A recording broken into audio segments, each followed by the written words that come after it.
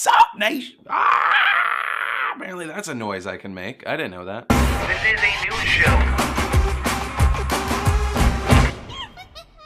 Sup, nation? Hope you're having an awesome Tuesday. My name, of course, is Philip DeFranco, and if you're not familiar, this is where I talk about newsy type stuff and things that matter to me today. And the sponsor of today's Philip DeFranco show is Phil.ting.com. If you're tired of paying out the ass every month for your cell phone bill, just if you want 4G service, if you want awesome ass phones, go Phil.ting.com. Check out the calculator. I think we have literally saved the nation thousands of dollars every single month. And if you're worried about those cancellation fees, if you go to Phil.ting.com and you enter in before May 31st, you're gonna win a Samsung Galaxy S3. They'll pay your termination fee up to $350 and give you $250 of Ting credit. So a link to that awesomeness down below, but let's jump into the first story of the day. And nation, the first thing I want to talk about today is for the third year in a row, Australia has been ranked the happiest developed nation in the world. The way they got the ranks was they took 30 countries, they looked at criteria like income level, health, safety, and housing. When you look at Australia, more than 73% of their 23 million 15 to 64-year-olds have paying jobs, and their life expectancy is higher than a lot of other places at 82 years. The other four countries in the top 5 happiest, you have Sweden, Canada, Norway, and Switzerland, with an honorary 6th place mentioned to the United States of America. But it should be noted, in the report it said Australia might lose that spot because unemployment is apparently on the rise, and when I become president of the United States, I will make tactical strikes of yo mama jokes at Australian people, because I will be voted the president of the United States under the ideal, the banner, that America, yes, we're in a kind of a shitty situation, and I may not be able to fix it, but I can sure as hell fuck up everyone else's country. And the thing is, like, on a personal level, like, I'm like, okay, yeah, Australia is number 1 in happiness, but Australia is also number 1 in human beings killed by kangaroos. Think about it, the kangaroos kill all the sad people. Plus, America's number 1 in the 2 things that matter, obesity and number of World Series won. Suck on that, world. The bad news for America is we're probably not jumping up on this list anytime soon. Just one of the many factors that will probably hold us back is that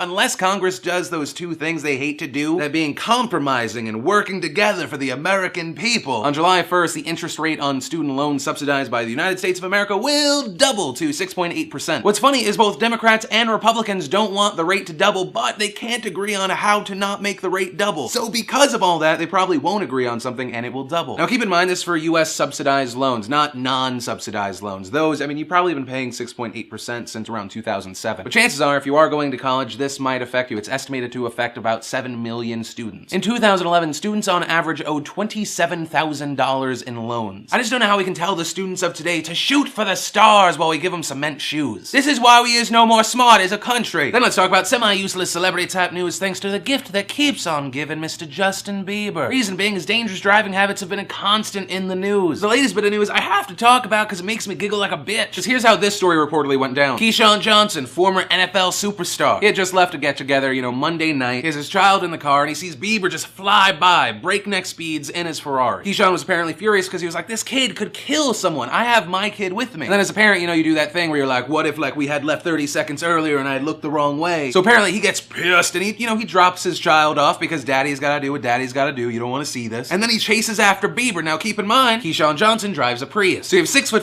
212-pound former NFL superstar in an eco-friendly Prius chasing 5'7", probably what, a $105 Justin Bieber in his Ferrari. This reportedly ends with Keyshawn Johnson blocking in Justin Bieber's Ferrari in his driveway. Bieber then did what I imagine is the smart thing to do when someone that weighs over 100 pounds more than you is chasing you when he ran inside, refusing to talk face to face to Keyshawn Johnson. I think outside the general fear that Justin Bieber had, I think he just doesn't know how to interact with large black men that he doesn't make money by dancing and singing. I just imagine him inside under the blankets calling Usher. That night it was also reported that at least 2 people called the police on Justin Bieber. Some sources saying witnesses told sheriffs that Bieber seemed stoned. And since then, there were more people weighing in. NFL Hall of Famer Eric Dickerson, who also lives in Calabasas, tweeted, I live in Calabasas too, and Justin Bieber needs to slow his ass down. The main point of the story is don't drive like an asshole.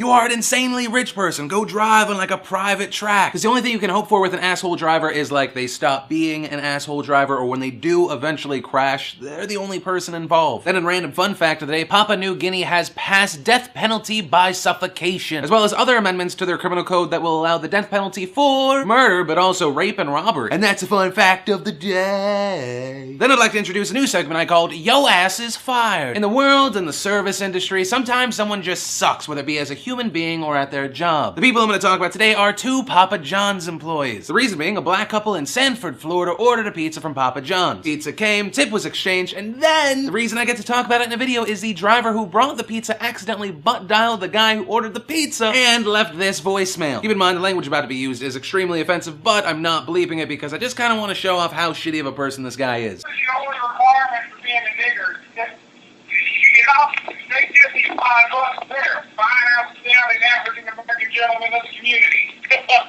Well, when they tip me, it's fucking nigger. I'm like singing opera all the way home. All the way like, nigga! I'm like a nigga. Nigga roll, nigga roll, nigga roll.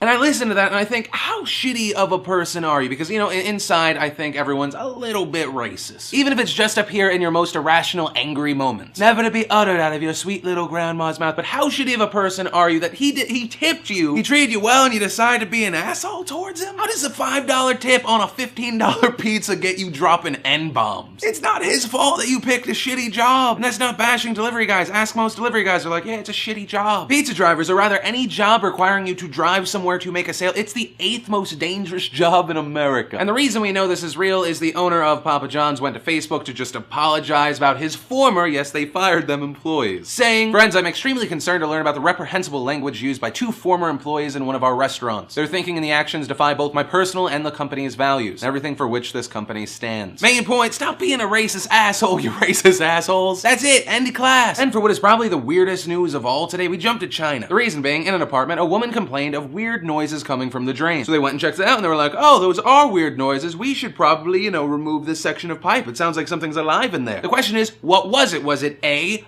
baby alligator, B, a very perplexed panda, or you already know it's gonna be C, a 2-day-old baby? Turns out the woman that complained of a weird noise was in fact a mother who had flushed her baby down the toilet. Firefighters removed the section of pipe, took it to a hospital, and after hours of work, doctors extracted the baby. Miraculously, not only did the baby survive, but it's very healthy now and ready to be released, but the mother is in very serious condition due to complications during birth, as well as that whole other reason, how did the baby get there? A policeman saying, we need further investigations to find out if she had any malicious intentions before deciding whether the mother would be charged. Being as I don't believe you could pass a 5-pound baby through your vagina without noticing, I'd imagine these were actions of a desperate woman with a hidden pregnancy. Main point of that story is, maybe our moms aren't as bad as we thought they were. On a completely different note, that is the cutest sewer baby I've ever seen. And nation, that's really everything I wanted to talk about and brings us to the question of the day. How in debt are you? Or, if you're a youngster, how in debt do you think that you will be after college or whatever the hell you do for your first few years? Remember to possibly be pelted with an Xbox 360. Leave a comment down below. Join the conversation. Maybe while you're at it, you hit the like button, favorite. Also, big thanks to the sponsor of today's show, Phil.ting.com. And of course, as always, my name's Philip DeFranco. You've just been filled in. I love yo faces, and I'll see you tomorrow.